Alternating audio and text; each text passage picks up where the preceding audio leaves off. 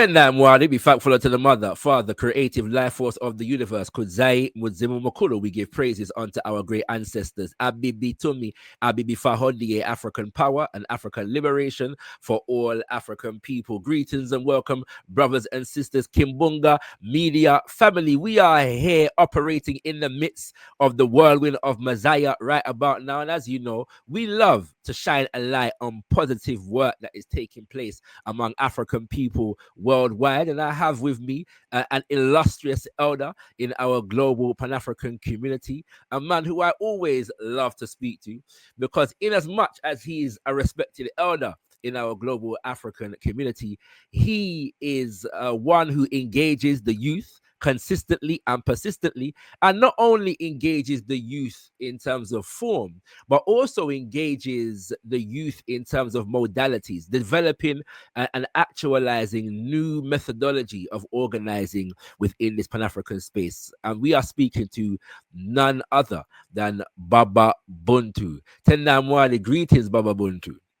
Tendamwari, greetings and blessings to you. Thank you so much for inviting me into this space and for holding this space for the inspiration of so many. And warm greetings to all the sisters and brothers who are part of tuning into this. Ashe. Thank you very much, Baba Buntu. And as I've said, you know, whenever I speak to you, I learn something, because you kind of have a passion that I share, which is about us being able to update and evolve our Pan-African organizing methodologies, strategies, practice, etc., etc. And I see you as somebody who is, you know, on the cutting edge of engaging that works, that we don't just get complacent and stuck in our old, you know, standards. Yeah, that our principles remain the same, our goals remain the same, but our strategies and methodologies must evolve and be commensurate, yeah, with the challenges that we have today and the times in which we live. And so I thank you for that. And we've had you before, but just for those who may not be aware of who you are and what you do, just please give a brief introduction to Baba Buntu. No, thank you so much. My name is Baba Buntu. I am based a little bit south of Johannesburg in Tanzania, South Africa, where I have lived since the 90s. My family is from Anguilla in the Eastern Caribbean. But this is, well, I think I'm a borderless African. I don't subscribe to many colonial borders. But this is home. This is where I live with my family. This is where I try to make as much trouble as possible, try to burst open doors that says don't enter, try to eradicate borders that says no, don't touch us. But basically for the purpose of being part of a liberating collective effort of us as African people. I've had the opportunity to work with many communities, your own in particular as well, which I'm very, very thankful for. Yourself, your father, and many of the sisters and brothers around you. I've been greatly inspired by the work that you do.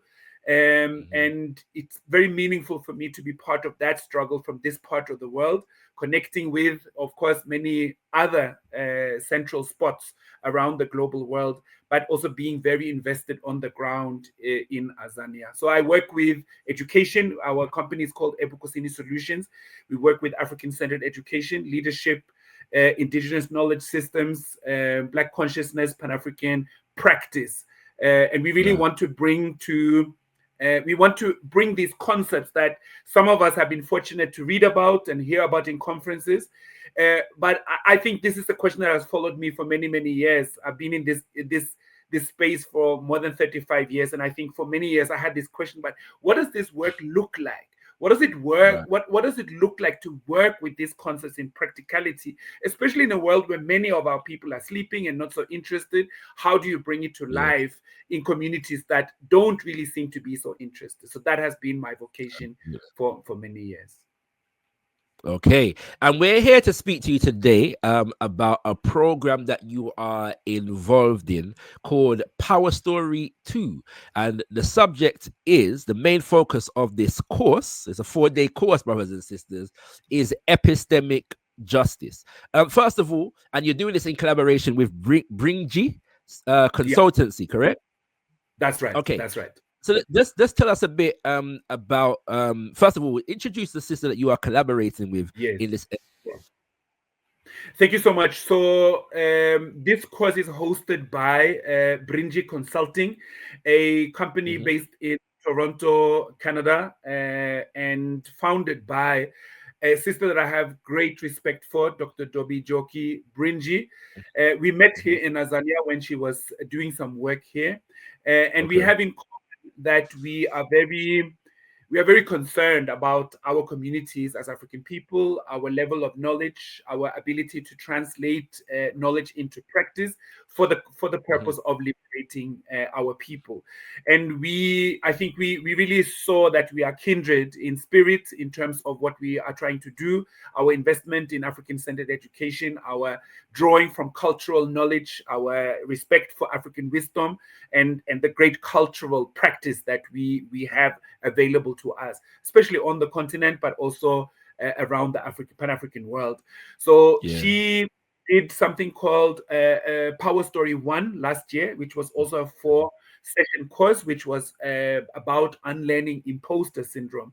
And then this year, when she was conceptualizing the next chapter, she contacted me and said, could I invite you in so that we could co-facilitate and co-shape this course, which is called Epistemic Justice, and it's about working with resilience and cultural wisdom. It's going to happen through 4 Saturdays in the month of April. Okay, beautiful, beautiful, beautiful. And so big up and shout out to our sister Dr. Dobi Joki Brinji.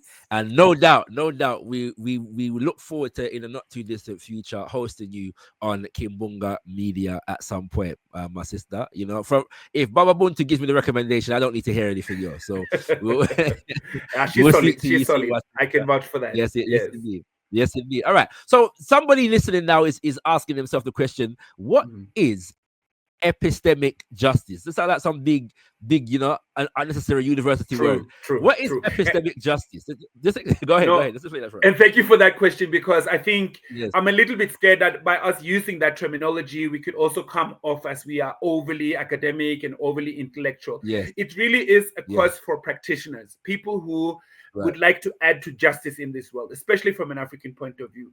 Epistemology is a theory of knowledge, which is used to kind of quantify what kind of methods do you use to say that something is knowable, what makes knowing something valid, what makes it, what is the scope of knowledge? Like, at what point can you say that you really know something? And it also tries to separate between what we just believe and think is true and what is just a personal opinion.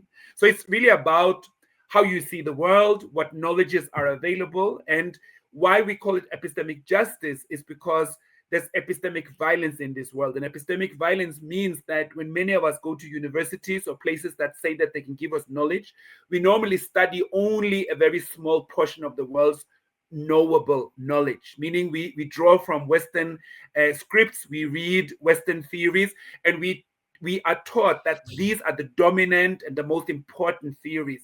Everything else is just exotic and colorful and doesn't really present any validity, especially on a more global level.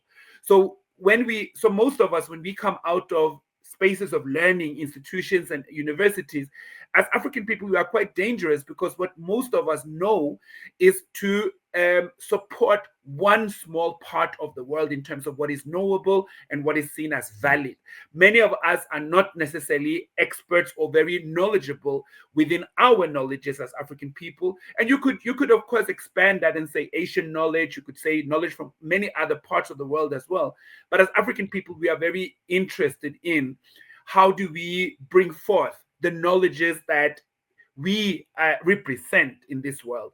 And when we do that, we add to epistemic justice by voicing, by validating, by presenting, by discussing, like all the different forms that you could think of that makes you to know something.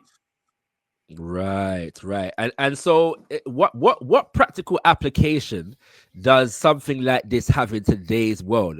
Somebody's watching this thinking, but you know, why you Afrocentric people love to harp on about the great African past? It's not relevant today. What are we going to do with that knowledge today? You know what I'm saying? How exactly. Right, you know, basically living in this romantic, African past. What is the practical application of this epistemic knowledge, justice idea for today?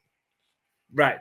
So let me exemplify it as a student and as a leader. And when I say leader, it doesn't mean that you necessarily have a lot of people under you, but you are somebody who says, I'd like to contribute something positive to the world, and I'm going to do what that takes. That means you give yourself, you give time, you give resources to something that you believe in for the benefit of others around you.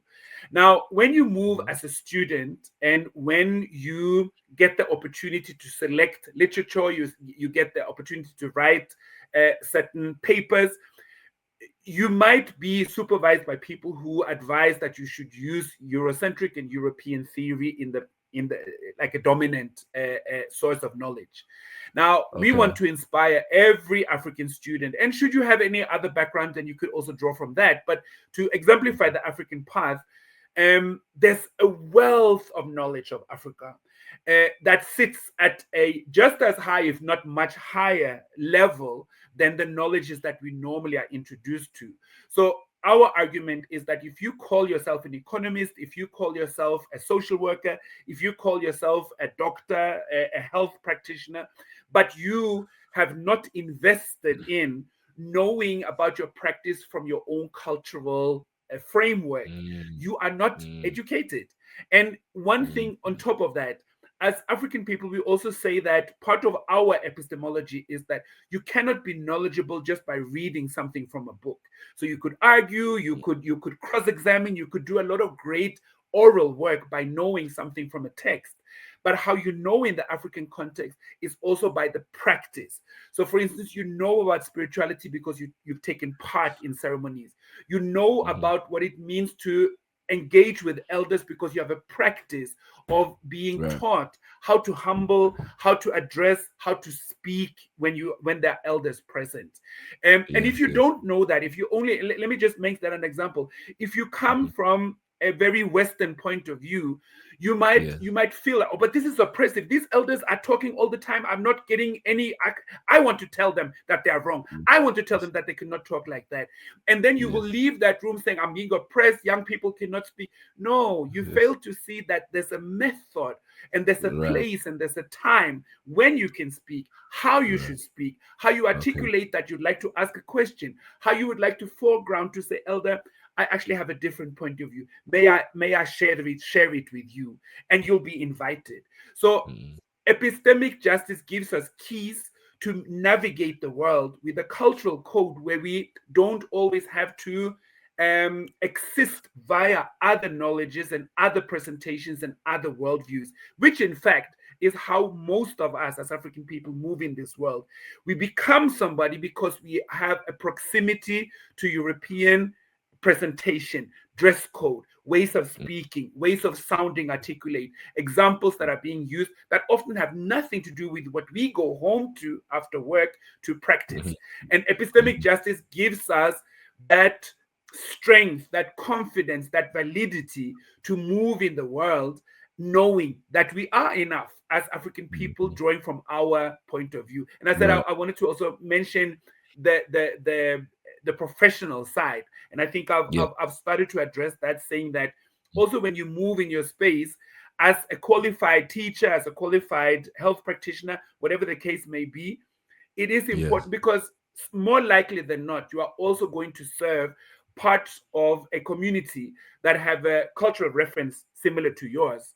And if you only know how to bring in a westernized point of view, a westernized reality, you will also be very blind how to serve that community, how to understand what the problem is, and also to how to find the solution. So it's really a practical way. It's not just to sit and talk about intellectual theories. It's really about how we move in this world and how we bring our knowledge with us in every aspect of being.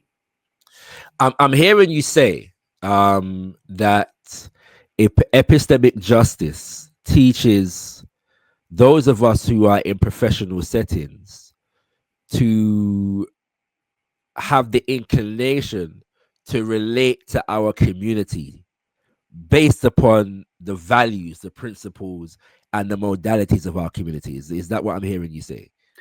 Absolutely. But I want to bring in another dimension that African knowledge starts with self. It's not Right. the first tenets of African knowledge is not so much about what you are going to do out there. First, Out there. focus Right. on Right. you. Are you Right. a person who have integrated your values, and there's Right. a symbiotic balance between who you say you are and who we experience you to be? Because some of us struggle with that. We say we are conscious, we say we are all about the culture, but then when we go home, we do something completely opposite. So epistemic justice is also to create a sense of justice within myself. Have I integrated myself? Maybe I come from an upbringing where I was very brainwashed by westernized thinking. And now, as I've come into maybe more conscious and more African-centered spaces, I take on a different way of speaking. I make different references. I quote Kemet, I quote great African authors. But am I living what I say that I know? Do I know as a husband, as a father, as a partner, as a community member, how to bring these knowledges into practice when there's a conflict in the family, when I can't agree with my wife, when my child says, I don't want to talk to you? What is an African approach to those aspects of life? And I think for African knowledge, it starts there. Everything you can do outside of that is a great plus. But it really starts with asking, as a man, as a community member, as somebody who believes in my community and would like to offer something to my community, am I somebody who practices African knowledge? And if I'm not, I'm doing injustice even to myself and those around me. Absolutely, it's a very, very powerful point, and I like the way that you centered the self, and it even adds a dimension. We often say, muntu ungu muntu ngabantu. A person is a person because there are people. I am because we are, since we are, therefore I am. But when you put it like how you just put it, in terms of me being who I am, and then how the community experiences me. And that how the community experiences me is actually an aspect of who I am. Right? What I'm saying? It's a symbiotic relationship, and we have to understand that epistemic understanding, I should say, to go back into the terminology, epistemic ontology. How we understand ourselves within that context. Right? There's dimensions to this Ubuntu kind of philosophy that we probably often don't consider, because we just think it's like a cute little African quirk. True. Absolutely. Absolutely.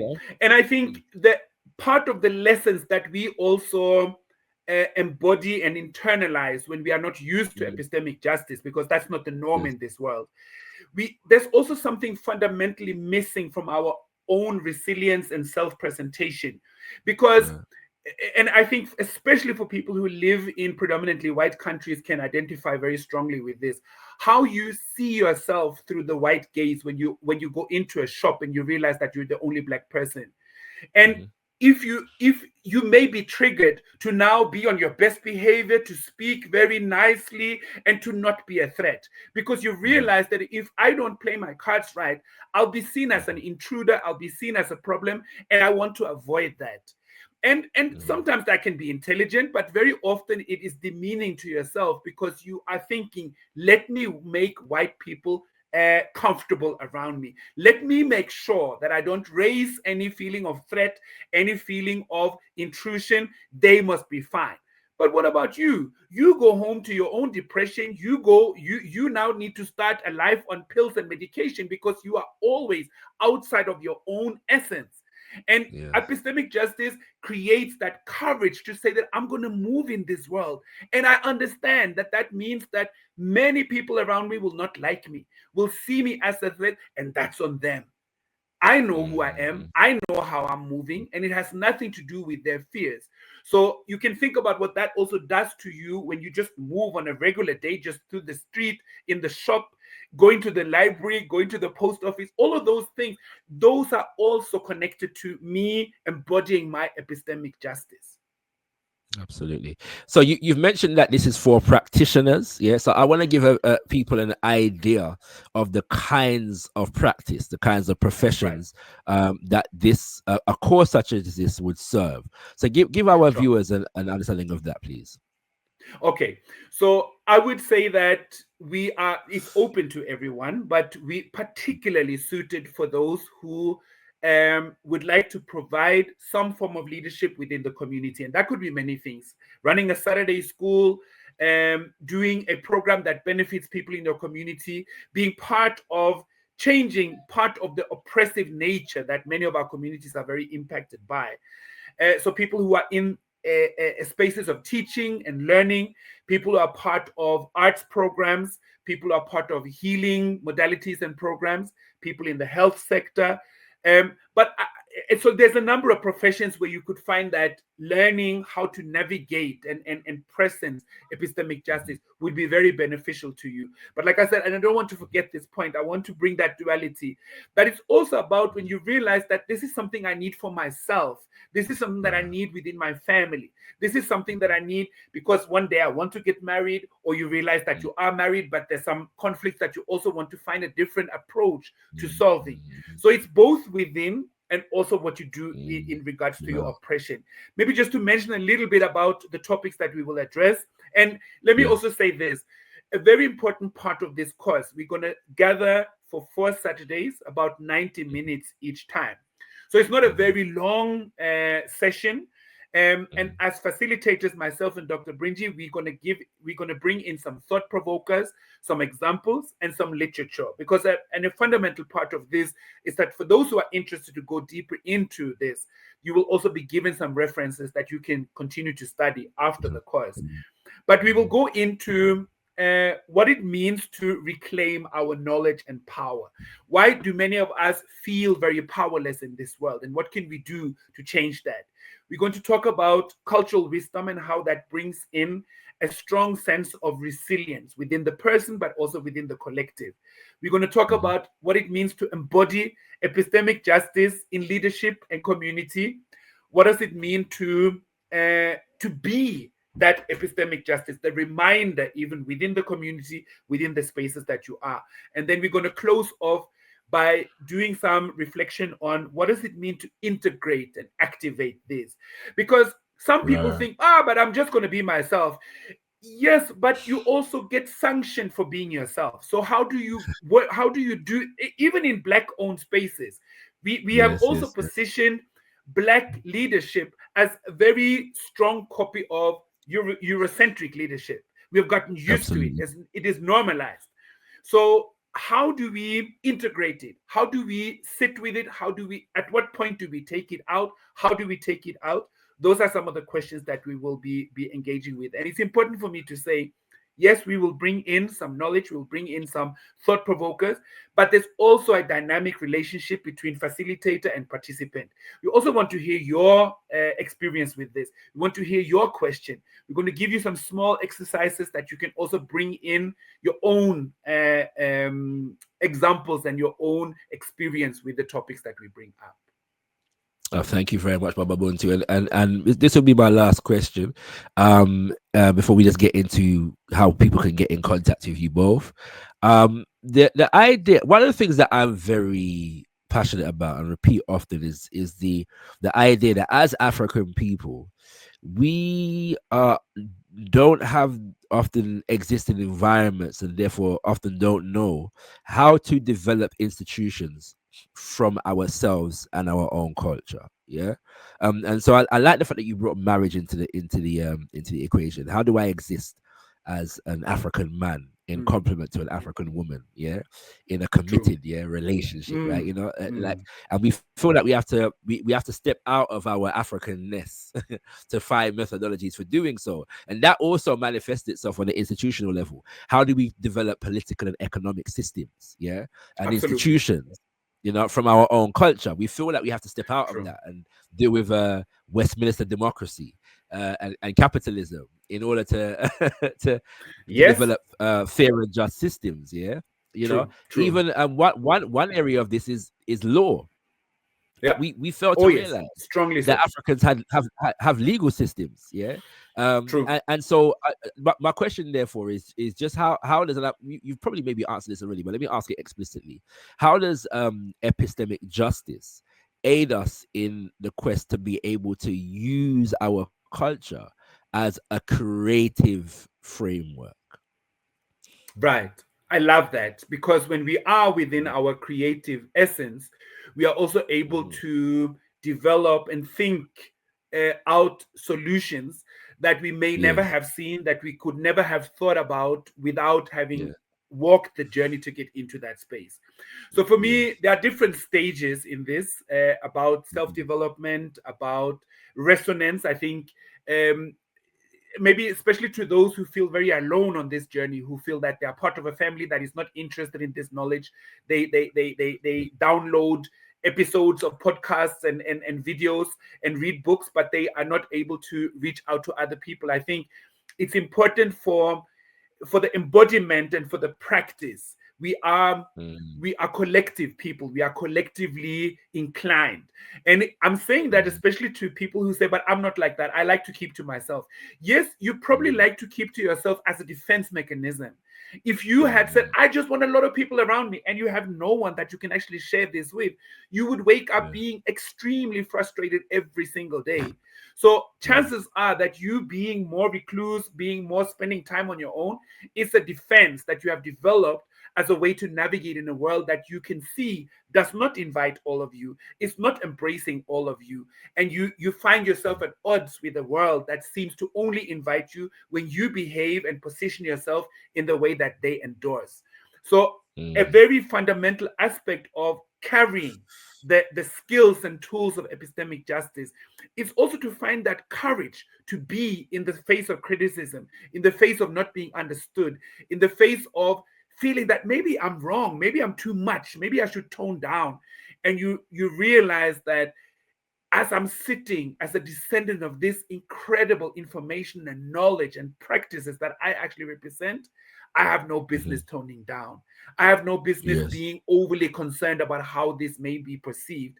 And that doesn't mean you're not professional. That doesn't mean you cannot do your job, even if people think so. So it's also to hold that resilient self-empowerment in the spaces of storms. I think it's important to remember that even if you feel, because some of us feel that this is uncomfortable, it's uncomfortable to go in the spaces and be seen as somebody, oh, here they go again, talking about Africa. Oh, come on, now there's a racist issue again. Remember, you're not doing that just on behalf of yourself. You're doing that because you realize that you are part of a community. And for us to really be a community, we need to voice. So I hate when I hear Black people say, well, I haven't really experienced that much racism. I'm glad you haven't. But you need to understand that you are part of a people who do that on an everyday basis. So you just not having to be confronted by it doesn't mean that you shouldn't speak about it, doesn't mean that you shouldn't bring it into the room. You need to be that voice. And maybe you can speak a little bit stronger because you're not so triggered. You're not so damaged by what racist experiences does to you as an African person. Absolutely, brothers and sisters. So we have Baba Buntu and our sister Dr. Dobijoki Brinji, and who are running the Power Story 2 on epistemic justice all throughout the month of April. If you want more information, especially for those who are interested in actually going on the course, taking the course, you can find more information at bringiconsulting.com. That's BRINGI consulting, CONSULTING.com, brothers and sisters. That's bringiconsulting.com. Is there any further contact information about Baba Buntu that you want to share with the viewers? Maybe since you see my name on the screen, and an easy email to remember should you not be able to pick up what Shakara just shared with you now. Bababuntu in one word at gmail.com. Bababuntu@gmail.com is an easy address just to send an email if you struggle to find the registration link. But I will also ask you, Shakarata, under this video that we could maybe put the registration link. There's a link where you can click and you can read more information about what the course entails and what it takes to register. And then you can also go through the registration process. We're going to ask you for an investment of 150 Canadian dollars and Canadian dollars because it's hosted by Bringi Consulting, which based in Canada. I think it equates to about £80. and you're getting really a good you're getting a good value for money by investing in this. 4 sessions where you will be challenged, where you'll be inspired, where you will learn, where you will find your boldness and courage and communion with other people around the globe who are on a similar path to yourself. So think a little bit about what we have said. Check the registration link, and there's also emails there where you could write if you have a question, there's something you're not sure of, there's something you'd like to get to know more.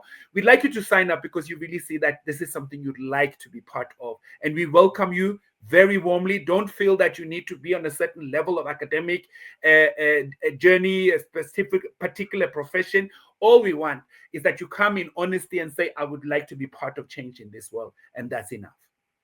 Thank you very much, Baba Buntu. I do want to highlight the fact that the 2 people who are collaborating on this particular project, one is a repatriate to Azania from Anguilla, who has lived through many parts of Europe, and the other is a sister from South Sudan who is living in Canada, brothers and sisters. And so there's a Pan-African energy, embedded, within this collaboration right here. So I encourage you 100% to go and feast off of the wellspring of wisdom, knowledge, information that you, I'm sure you will engage once you take this course. And with that, we give thanks to Baba Buntu for joining us. We appreciate you.